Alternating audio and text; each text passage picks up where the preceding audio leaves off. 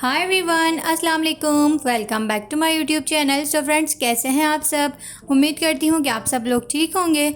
आज मैं आप लोगों के साथ मटन पुलाव की रेसिपी शेयर कर रही हूँ, जो कि बहुत ही ज़्यादा टेस्टी बनता है और बहुत ही डिलीशियस बनता है। आप लोग ज़रूर ट्राई कीजिएगा मेरी रेसिपी से। अगर आप लोगों को वीडियो पसंद आए तो प्लीज़ एक छोटा सा लाइक लाजमी कर दीजिएगा, और जो लोग मेरे चैनल पर नए हैं प्लीज़ मेरे चैनल को सब्सक्राइब कर दीजिएगा, ताकि आने वाली वीडियो आप लोगों तक बआसानी से पहुँच सके। ठीक है, चलें स्टार्ट करते हैं। बिस्मिल्लाहिर्रहमानिर्रहीम। सबसे पहले ये देख सकते हैं आप लोग, यहाँ पर मैंने आधा किलो जो है वो मटन का गोश्त लिया है। इसे मैंने अच्छी तरीके से वॉश करके एक बाउल में निकाल लिया है। 1 टेबल स्पून आपने लहसुन अदरक का पेस्ट लेना है। 2 आपने तेज़ पत्ते लेने हैं, ये देखें। और 1 आपने दालचीनी का पीस लेना है, और 1 टेबल स्पून आपने काली मिर्चें लेनी है। ठीक है, उसके बाद आपने 2 बादियाम के फूल लेने हैं, और 1 आपने बड़ी इलायची लेनी है, और 5 आपने लौंग लेने हैं। ठीक है, ये देख सकते हैं आप लोग। उसके बाद आपने 1 टेबल स्पून सौंफ लेनी है,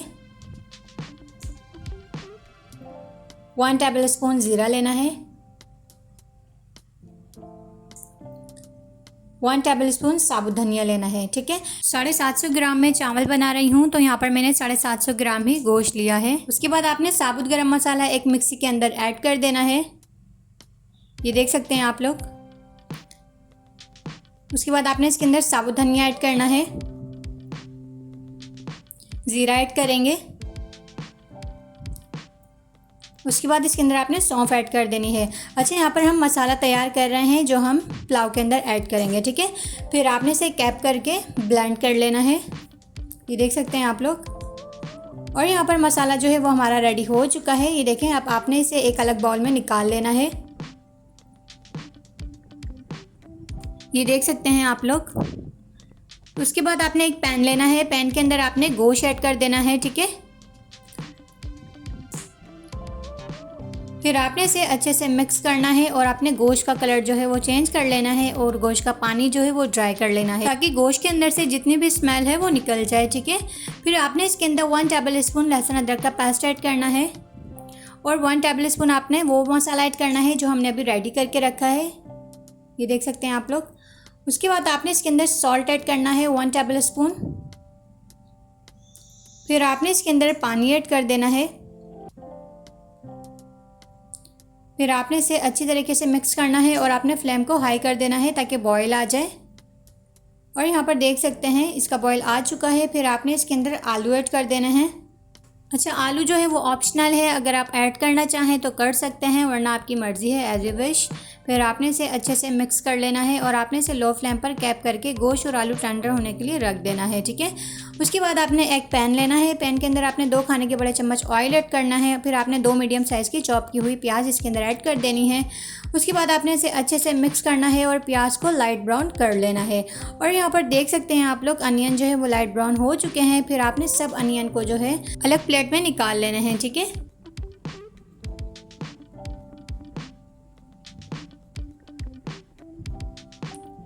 ये देख सकते हैं आप लोग, यहाँ पर मैंने अनियन जो है वो निकाल लिए हैं। उसके बाद आपने ऑयल के अंदर साबुत गरम मसाला ऐड करना है। 1 आपने बादियाम का फूल लेना है, 5 आपने लौंग लेनी है, और 5 ही आपने काली मिर्चें लेनी है, और 1 आपने बड़ी इलायची लेनी है, और 1 आपने दालचीनी का पीस लेना है। ठीक है, फिर ये साबुत गरम मसाला आपने इसके अंदर ऐड कर देना है। फिर आपने इसे थोड़ा सा हिलाना है, फ्लेम को आपने नॉर्मल रखना है। ठीक है, उसके बाद आपने इसके अंदर हाफ टी स्पून ज़ीरा ऐड कर देना है। 6 से 7 आपने इसके अंदर कड़ी लीव्स ऐड कर देने हैं। फिर आपने इसे थोड़ा सा मिक्स कर लेना है।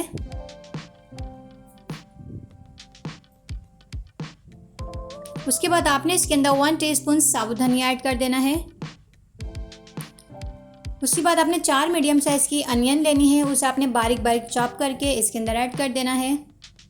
फिर आपने इसे अच्छे से मिक्स कर लेना है, और अनियन को जो है वो नरम कर लेना है।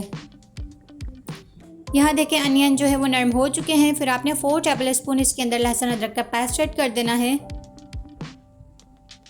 4 टेबल स्पून आपने इसके अंदर हरी मिर्च का पेस्ट ऐड कर देना है। फिर आपने इसे अच्छे से मिक्स करना है, और आपने मसाले को 2 से 3 मिनट के लिए रोस्ट कर लेना है। ये देख सकते हैं आप लोग मसाला जो है वो रोस्ट हो चुका है। फिर आपने 4 मीडियम साइज़ के टमाटर लेने हैं ग्रीन वाले, आपने गोल शेप में इसकी कटिंग कर लेनी है और आपने इसके अंदर ऐड कर देना है। फिर ये बकाया जो मसाला बचा था वो हम इसके अंदर ऐड कर देंगे जो हमने ब्लेंड करके रखा था, ठीक है। उसके बाद आपने सॉल्ट आपने इसके अंदर हस्ब ज़रूरत ऐड करना है, जितना आप लोग यूज़ करते हैं। फिर आपने इसे अच्छे से मिक्स कर लेना है। ये देखिए अच्छे से मिक्स हो चुका है। फिर आपने इसके अंदर थोड़ा सा पानी ऐड कर देना है ताकि मसाला जो है वो नीचे ना लगे। उसके बाद आपने इसे लो फ्लेम पर कैप करके टमाटर टेंडर होने के लिए रख देना है। और यहाँ पर आप लोग देख सकते हैं हमारे आलू और गोश्त जो है वो टेंडर हो चुके हैं। उसके बाद ये देख सकते हैं आप लोग टमाटर भी जो है वो अच्छे से टेंडर हो चुके हैं, ये देख सकते हैं आप लोग। फिर आपने इसे और अच्छे से मिक्स कर लेना है। फिर आपने इसके अंदर गोश्त और आलू ऐड कर देना है। फिर आपने इसे अच्छे से मिक्स कर लेना है। उसके बाद यखनी का पानी जो है वो मैंने एक अलग जग में छान लिया था। 750 ग्राम में चावल बना रही हूँ, उसके हिसाब से मैंने पानी लिया है, ठीक है। फिर आपने इसे अच्छे से मिक्स कर लेना है।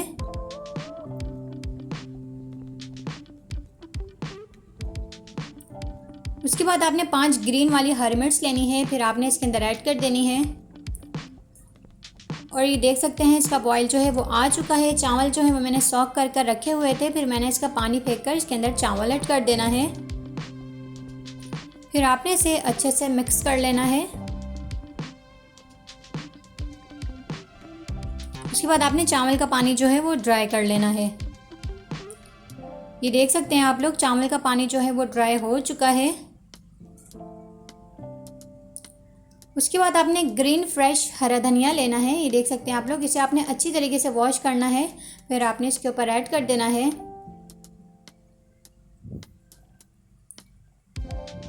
उसके बाद आपने इसके ऊपर ब्राउन प्याज ऐड करने हैं जो हमने स्टार्टिंग में फ्राई करके रखे थे, ठीक है।